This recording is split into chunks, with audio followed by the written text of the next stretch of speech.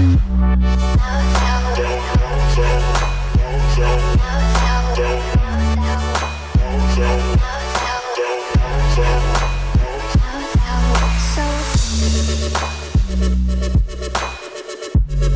equestrians, it is Claire here, and today I'm going to give you guys some tips and tricks for beginner riders. So just answering a lot of questions that I get from people. So just some, stuff from my own experiences and stuff I've learned. So if you're interested, keep watching and we'll hop right into it. So the first thing I want to talk to you guys about is nerves. Everybody experiences nerves in their own different ways, and everyone deals with it differently. But the main thing I want to elaborate on is just trying to overcome your nervousness. When you ride nervous, your body gets tense, your hands hold the reins tighter, your legs squeeze tighter. So basically you're telling the horse to do things without even knowing it. So it confuses the horse, and the horse can feel when you're nervous. They can feel when you're tensing up, and it makes them nervous, and it kind of just makes the whole situation worse.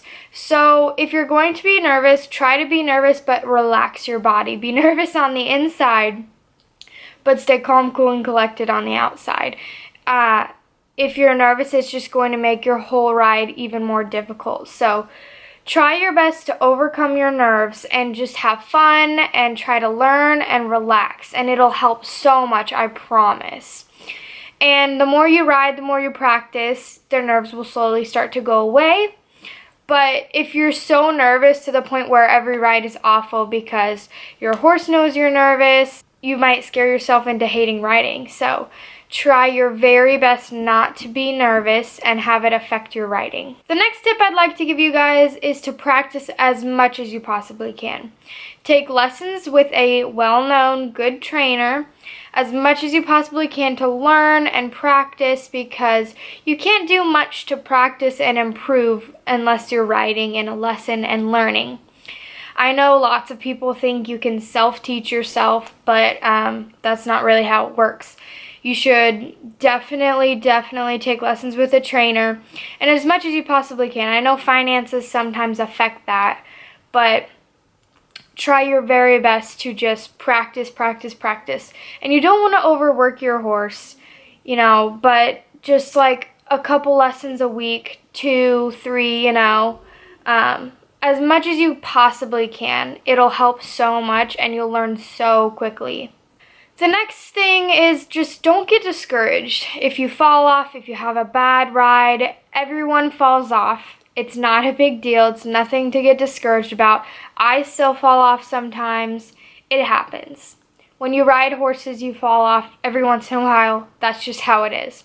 So don't get discouraged when it happens. Take that experience to learn from it and, do it differently next time and, improve yourself from it.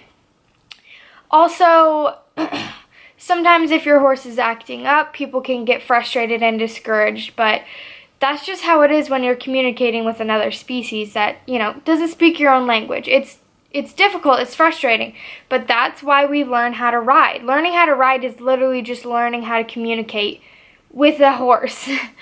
It's difficult, it's hard at first, but you get better. It gets better, I promise it gets better. So keep going and don't get discouraged. Keep your head high and keep your jumps higher. That was a joke. That was a horse joke. The next tip that I cannot stress enough: never, ever, ever blame it on your horse.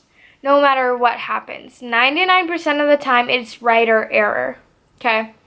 If your horse is doing this, if your horse is doing that, I don't care. There's something you could be doing to prevent that. There's something you could be doing, to make that better. So you cannot blame it on the horse. Ever, ever, ever. It's not the horse's fault. You will not get anywhere with that type of attitude. You need to be focusing on yourself and how you can better your riding. And if your horse is having a bad day, learn from it. Learn how you can deal with a horse that's acting up. It's not the horse's fault. It's your fault for not being able to handle a horse that's acting like that. So never, ever, ever, ever blame it on your horse. The next tip is kind of a riding tip. A lot of beginners tend to ride looking down at the horse's head or looking at the ground in front of them, or you want to keep your eyes up as much as you possibly can. You want to be looking where you're going and not where you are. Because lots of the time, how do you know where you're going to steer your horse if you're not even looking there? I like to think always be like 10 seconds ahead of where your horse is. If I'm going to eventually turn left, I'm going to be looking left. If I'm going to go straight, my eyes are up, looking where I'm going to be. Never look down at your horse's head. I like to ask my lesson kids sometimes, I say, do your parents, when they drive their car, do they look down at the steering wheel or up at the road? And the kid always says, up at the road. And so it's the same thing with horse riding. It translates. So you don't want to look down at your horse's head or the steering wheel. You want to look up at the road, up at where you're going. So that's something that's very important. You want to practice keeping your eyes up, looking ahead of where you're going, not where you are. The next tip I'd like to say is try to lesson on multiple different horses. You want to be sure that you can be able to handle any type of horse, a fast horse, a slow horse, a hot horse, a calm horse, all of these different things. You want to be able to learn how to handle it and learn how to ride a horse like that. We don't learn how to ride a horse, we learn how to ride horses.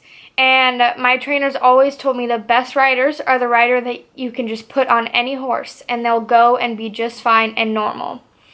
So you will become a better rider more quickly if you lesson on different horses, if you ride different horses regularly. So that's another thing to keep on your mind. The next thing is, I know horseback riding is expensive. It is so expensive and it's tough. I've experienced all of that firsthand. So I've made 2 videos. One is about how to afford a horse, and then the other is how much does a horse cost. So I will put both of those videos up above here in one of these corners. And so if you guys want to check those out after you're done watching this video, they're very, very helpful and very good tips on the horse world money-wise. So go check those out. The next thing is know your abilities and be humble about it. It gets very, very dangerous if you have a rider that thinks they're capable of way more than they actually are. It gets very, very dangerous. So you want to make sure you have a trainer, and your trainer will know your abilities better than you, I promise. So trust your trainer. Your trainer knows way more than you. Your trainer knows exactly what to do and what you should do. So be sure to trust your trainer. And you are never, ever too good for lessons. Professionals still take lessons. In the horse world, you can never stop learning. There's always more to be learned. And another tip, which I want to stress so much, is don't be in it for the ribbons. Don't get into this sport if all you want to do is win, because it's not going to pan out for you very well. Horseback riding and competing isn't about winning. It shouldn't be about winning. It's more about the fun and building a partnership with your horse and improving. You can't go into your first couple horse shows expecting to win first place, because horse riding takes a long time. And yeah, every once in a while you can place well, as long as you're not solely in it to win it. You want your mind to be set on your horse and the well-being of your horse rather than the first place ribbon. And the last thing that I want to say about this topic is have goals. Set goals, realistic goals, short-term goals, long-term goals. Have something that you are working towards, and let your trainer know those goals so that they can help you, put you on the right track to complete those goals. You don't want to be just, taking lessons and have it be pointless. You want to be working towards something. It can be something minor. It can be something gigantic. It's completely up to you what you want your goals to be.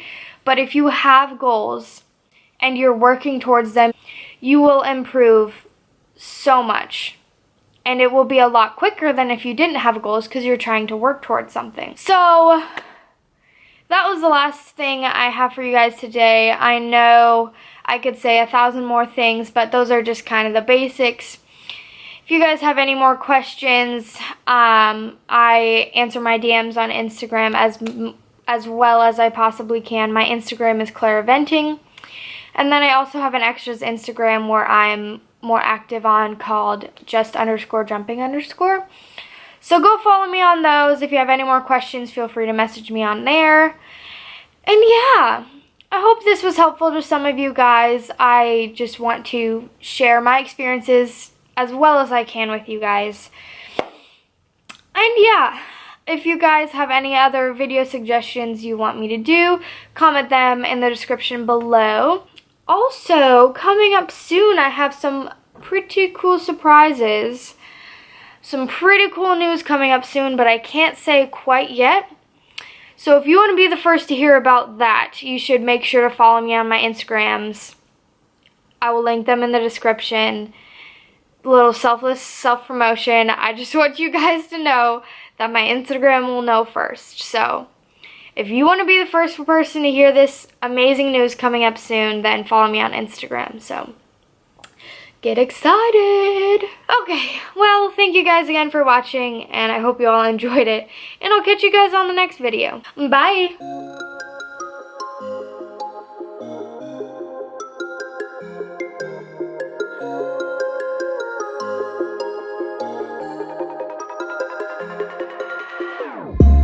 Whenever your heart is broken